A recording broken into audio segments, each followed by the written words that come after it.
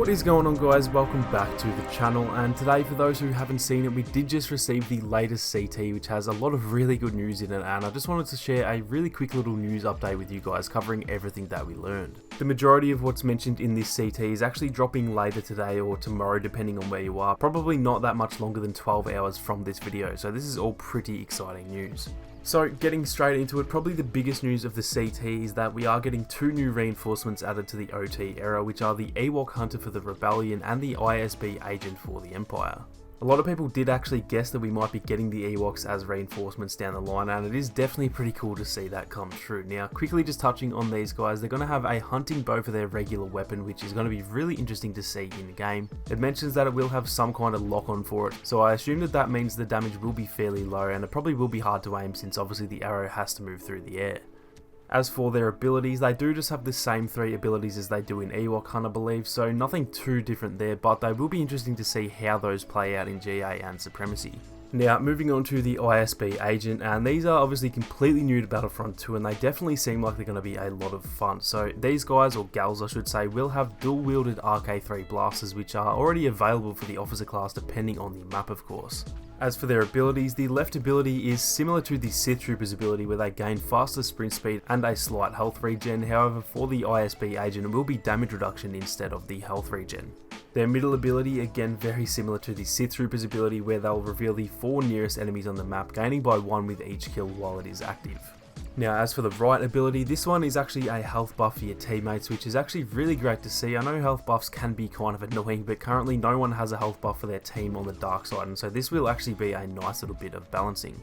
So that is it for the new reinforcements, but before we move on, I thought it was worth mentioning that both the Imperial Rocket Trooper and the Wookiee Warrior are also getting some changes as well, mostly to their blasters, as well as the Wookiee is actually getting a ground slam type of ability as well. So lots of changes on the reinforcement front in regards to the OT. Now, moving on to the next biggest thing, which honestly might be just as big if not bigger of an announcement, is the fact that we are getting 4 new blasters finally. Yes, you heard that right, we are getting new blasters for the regular troopers in the form of 1 new weapon per class. The assault class will receive the E11D, the officer will receive the DL18, the heavy class will receive the T21, and the specialist will receive the cycler rifle. Now, yes, some of these are already in the game, and I know people are going to say these aren't technically new, and sure, that is actually right in some cases. However, there will now be 5 choosable weapons per class rather than 4, and so hopefully now that they've added some, we might even get some more in the future as well. Now, also in this update, we are getting 7 OT maps in co-op, which is actually pretty mental, and those will be Yavin 4, Death Star 2, Endor, Hoth, Tatooine, Kessel, and Jabba's Palace. Little bit disappointing to not see Bespin if I'm going to be honest, but either way, 7 new maps is awesome, and that will actually make the OT now the largest part of co-op, which is definitely a nice change. Now, on top of that, we are also getting the 4 capital ship interiors in co-op as well, which is a very nice surprise. I was not expecting to get those, starting with the Venator and the Separatist Dreadnought this month, and then I assume the sequel ships will arrive next month as well. Now, lastly, we do also have some very welcome changes to both Leia and Chewie coming in this update as well, so we'll just touch on those before we wrap things up. For Leia, her rapid fire ability is getting a really nice buff, changing pretty much all of her stats, which you can see on screen here, and this will make that ability just a little bit more viable. Her shield is also then getting the ability to heal teammates who are inside the shield for 5 health every second, and I am actually really happy with this change, as it does make the ability a lot more useful. Lastly, she's actually getting her flash grenade removed, and instead she will have 3 thermal detonators, which can all be thrown in a row, needing a cooldown after they have been thrown, of course.